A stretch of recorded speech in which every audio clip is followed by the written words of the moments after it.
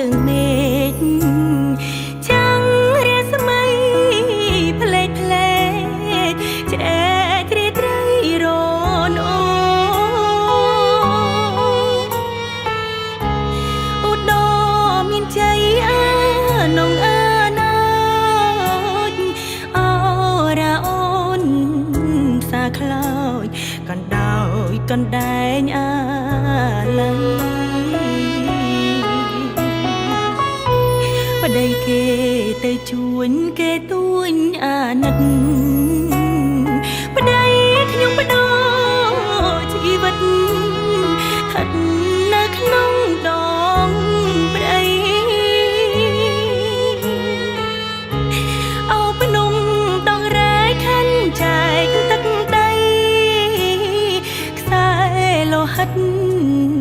និស័យអាឡ័យបីដូចអង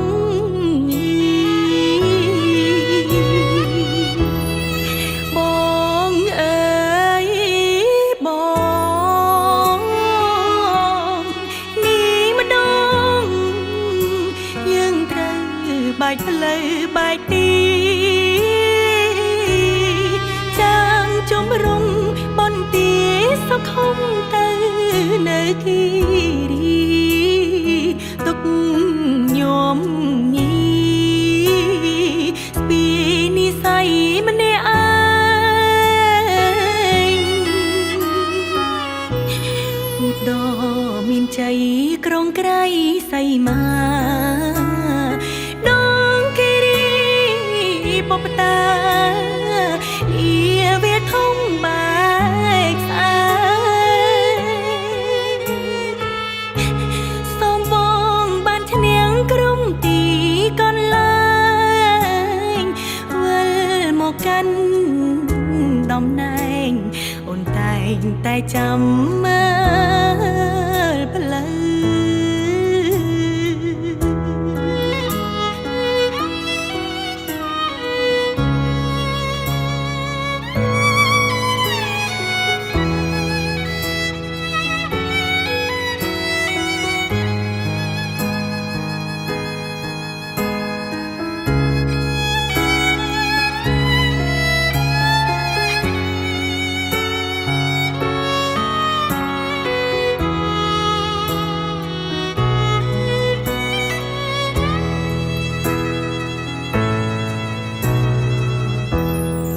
ប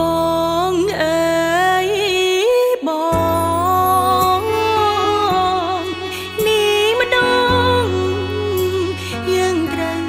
បែកផ្លូវបែកទីចាំជំរុំបន្ទាយសុខុមទៅនៅគិរីទុកញោមញី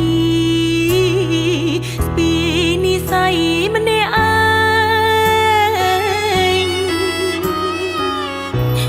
ឧត្តមមានជ័យក្រុងក្រៃសីមាដងគិរីបបតាលាវាធំបែកស្អាតសូមបងបានឈ្នះក្រុមទីកន្លែងវិលមកកាន់តំណែងអូនតែងតែចាំមើល